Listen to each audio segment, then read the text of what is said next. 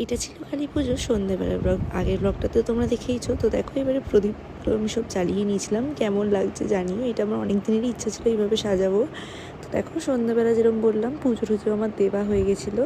তারপর আমি নিজেও রেডি হয়ে গিয়েছিলাম। আর রেডি হয়ে আমি ফার্স্টে গেলাম আমার মানে ওই বাড়িতে, গিয়ে ভাইকে কিছু বাজি ফাজিও দিয়ে এলাম। আর দেখো এটা আমাদের ওই পাড়ার পুজো, কেমন লাগছে মাকে জানিও আর আমাকে আর ভাইকেও।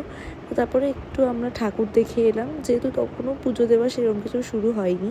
তারপরে গেলাম মন্দিরে, তো ওখানে গিয়ে মায়ের সব মালা দিয়ে দিলাম, মাকে সাজিয়ে দিলাম আর মায়ের সাথে কিছু ছবিও তুললাম। তো দেখো কালী পুজো আর সবাই কি দারুণ বাজি ফাটাচ্ছে। তো আমি গেছিলাম হচ্ছে শ্রী আনতে, ঘট আনতে, এগুলো আমি প্রথম করছি, আমার ভীষণ ভালো লেগেছে।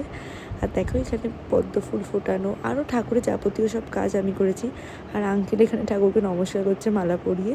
তো বেশ ভালো লেগেছিলো আমার, সবাই মিলে ফল কাটা, ঠাকুরের ভোগ স্পেশালি আমি ঠাকুরের উৎসর্গ করতে পেরেছি। হয়তো আমি বানাইনি ঠিকই, কিন্তু উৎসর্গ আমাকে দিয়েই করিয়েছিল, যেহেতু আমি নির্জল উপোস ছিলাম। তো সারা রাত পুজো হয়েছে, সেই ভোর 4টে অবধি। আর ভীষণ ভালো লেগেছে, সবাই ওখানে এতটাই ভালো ছিল। আমি নতুন হলেও কিন্তু কেউ আমাকে সেটা মনে করতে দেয়নি, সবাই আমাকে নিজে থেকে ডেকে দেয়, সব কিছুতে জোগাড়জাতি করা, সব কিছুতে আমার ভীষণ ভালো লেগেছে। আর খুব দারুণ লাগছিল মাকে পদ্ম ফুলগুলো দেওয়ার পর, খুব সুন্দর লাগছিল। আর তারপরে দেখো প্রদীপ জ্বালানো, আর প্রথমবার আমি বলি দেখলাম, মানে চাল কুমড়ো যেটা বলে সেটার। তো বেশ ভালো লাগলো। কেমন তোমাদেরও কালী পুজো কাটিয়েছো অবশ্যই জানিও।